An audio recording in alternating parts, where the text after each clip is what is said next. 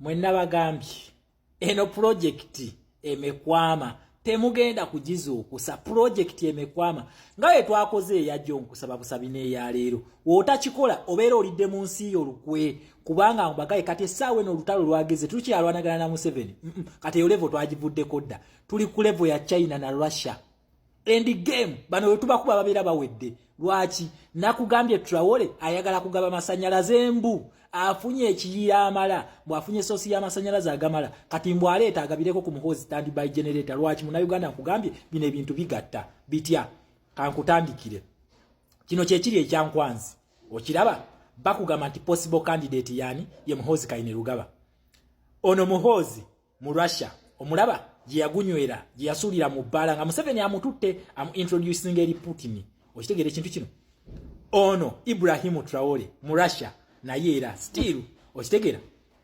owaneeno tulina ebifaananyi bya Muhozi Kainerugaba ng'asinkanye ba defense ministers abaawa ab'e Russia okitegera n'abakwatibwako ensonga z'e Russia okitegereza defense kitegeeza ki tibana abayaye baagala tufugira mu military rule kye baagala yensonga lwaki bali seconded by Russia's communism ne China okitegera kati ono omwana Ibrahim Traore bamutuleetera atukole ki ajje mbwa agaba amasanyaze kubanga essaawa eno bamubala nti icon kyekyo nakibagambye tibana abantu balina kye batubala naye tubagamba Ibrahim Traore please sigale wamwe Uganda is a democracy twetaaga tukubenga akalulu tukwe president akalulu atambula agende eyo nga tuvuddeyo njagala nkulage nakugambye luno olutalo Kasigu ba communist baagala okuprotectinga bonna bagenda okubeera wansi wa communism kubanga nabagambye Africa bagenda jawuzamu ebintu ebitundu ebi bibiri either a democracy or a communist state kubanga nabagambye nti Russia yatadde bases zayo mu West Africa kino kiki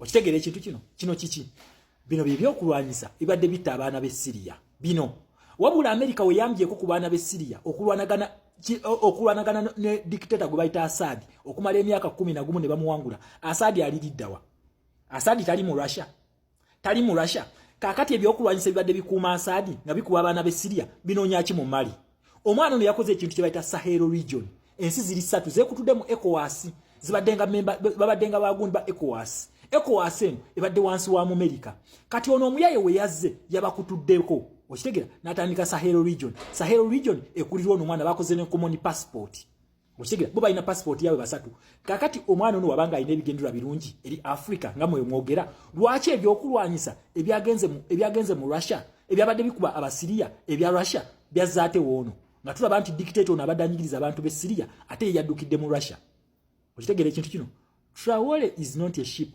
as you think. Traore is a real beast. He is a wolf. Ogwebiseko ogwebisi.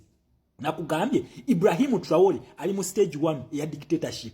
Wabula is the only new kid on the block. Gobachimenti asobola okwata abavuka kubanga ino trend y'olutalo yakyuka. America kikyakoze nabagamba tetulina byakulwanyisa naye tulina ebyokulwanyisa. NATO drill kanji balagiko video zange batero zijjayo wabula ngenda kugiteekako stick eno video genda ku NTV Kenya olabe NATO drill eyabaddeyo mu ggwanga lya Kenya mu Uganda tebabalaze NATO drill najibagambako okitegera America ne bano ba Democrats nabo basinzidde mu East Africa okusettinga bases to protect Democrats wanaona wabagenda okubeera era bagala bakole common army naye nga ne mu Sahel region naye bakoze common army okitegera ekintu kino bakoze common army mu Sahel region era Kagame gyagala okukozesa okuoperating abawa ab'e Congo kati ne wano nabo mu East Africa mulabe ebintu bino ntino byebimu kakati kankulage ku NATO ngenda giteekako sticker gwajagala video eno okugiraba ogenda ku NTV Kenya olabe NATO drill yabaddeyo nga NATO USA Europe Djibouti waliwo ensi nyingi nyenye za Africa ezabibaddemu kubanga zino zonna zikiriza mu American foreign policy okitegera ekintu ekyo okujjako Uganda yensonga lwaki mu Uganda tebabalaze NATO drill eno naye nga ate ebadde wano ku mulirwano wano webadde just watch this ngenda giteekako sticker naye ngenda kuterawo link ogenda ogirabe off and hosted by Kenya, Djibouti and Tanzania from February 10th to yesterday in Nanyuki. Kenyan soldiers received specialized training on chemical and radiological disaster response and containment, bolstering regional emergency response capabilities. JA-25 is a premier U.S. Africa Command, U.S. AFRICOM exercise in East Africa. Otyo kati oje bayita JA-25 je nabagambako yabaddawo Kenya awo naye mu Uganda tebabibalaze. Lwaki Uganda bagineglect nze tiyabibaddemu kubanga Uganda yasaidinga nani ne BRICS tulina kusooka kujjako nakyemalira ono ne tukola ki ne tuyoka tugenda mu gundi eyo. Kino kye mbagamba bulijjo nti tetulina mmundu naye nga tulina emmundu. Era drill eyo bakugamba bagenda kukola ejje eryawamu erigenda okuprotectinga region yonna ng'ejje lino li supported by all Democrats. Nabagambye tulina emmundu naye tetulina ki tetulina mmundu eyo temutiitira mu 7 kubanga zino constitution ze twayitamu ziri international. Mutegeke gaali ezigenda okuactivating ekintu kye bayita human rights. Senga muzi activatinga twagala tulabe mu 7 ono bamuwaanawaana oba banene abarasha bali mu kwekuutirizaako banaasobola obbijja mu West Africa eri gye bali wa Ibrahim Traore bajje waneeno bakole ki bamutaase. Okitegera ekintu kino kubanga nabagamba shaping y'olutalo luno yakyuka. Shaping y'olutalo luno weekyuka nti bannansi ffe tusalawo. Kati bano ba communist wa West Africa bali okuprotectinga banene abavudde mu France such that France territoriatinga kulumba. Kati senga France erumba bano baberayo nga bazo protectinga ki human rights z'aba communist. Kati ne bano kye bali mu kukola bano since it is the rich region ate balina easy access kubanga amaanyi gonna ba dictator bano mu East Africa babadde basponsoring wa China. Okitegera kati America nayo yalese NATO base wano drill bagikoze bagala bakole Nigeria wamu to protect all democrats in all of Africa. Jagala mujukire statement ya His Excellency Kyagulanyi yakola olunaku lumu yagamba ng'ali mu gundi eri mu lukiko lwa SOAS mu lujjukiro olwo we bakugamba nti weyagamba nti I want Uganda to be a center or a fighting ground for all Democrats in all over the world.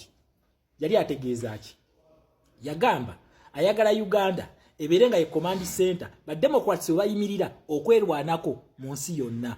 Uganda ekyo kyakugamba nti kamera z'ensi yonna ziri awo kakati njagala nkulagene kino temwakiraba nabagamba nti akalulu kano we tunaba tutuuse mu climax yako abantu bano bagenda kajjamu era we nabatereddeyo biri ne bagamba nti Museveni bamuholdings accountable kubyeka wempe mwangambye ebya bulijjo babeeramu. Kakati njagala nkulaga America then mundeetere video oba ebifaananyi ng'Abamerika bano bazze mu by election yonna nga embassy directing embassy ye ba dispatch nzoba ye basindise ne bagamba mugende mu observing akalulu ako. Njagala mukindage kubanga nabagamba American foreign policy yava mu isolationism negenda mu direct intervention. Njagala mbalaga America nga bali ku polling station ezenjawulo mu kalulu ke kawempe then namwe mu challenging mu binetere kubanga nabagamba bino tuli mu byaddala si eri opposition ya Museveni. European Union gyajanga nekola report nemala negenda bino byaddala. America eruzingira wano senga Museveni atwita mu ngalo kuluno BRICS egenda kuba dola na kugamba ensize beetaga ziri 2 kyovola bakati America erumye n'ogwagulu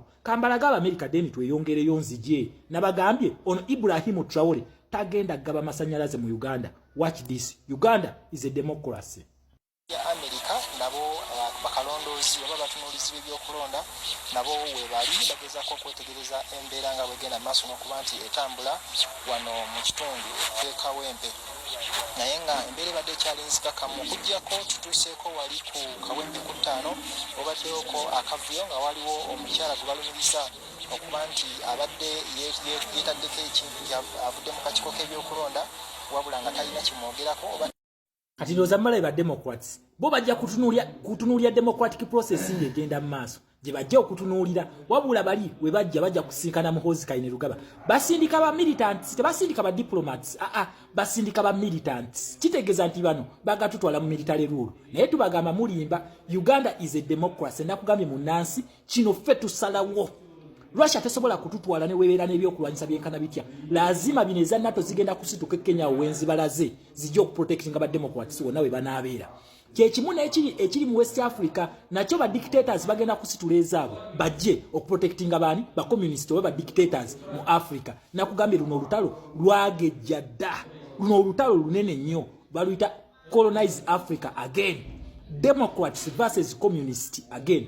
Kati mutegeke gaali tugenda ku activating ekintu kye bayita human rights we tumale kya activating ebisigadde mbaleke beekube ffe tuli bagagga bali be balina okulwana si ffe tuli bagagga just tukera ku machane tugamba nti akalulu tetukkiriza na bivudde mu kulonda ate mulayize nalukoola nkibabuulira ife tugamba tumatidde na bivudde mu kulonda nga tweyiwa ku nguudo tojja na sasi tojja na jambia tojja na mbazi tojja na ki bano bigenda kwekola byokka twayitidde mu democracy na human rights. These are international charters, American foreign policy, UK foreign policy ne UN charter. Twesisinkana enkya ndowooza mu domestic police kati we Ibrahim Traore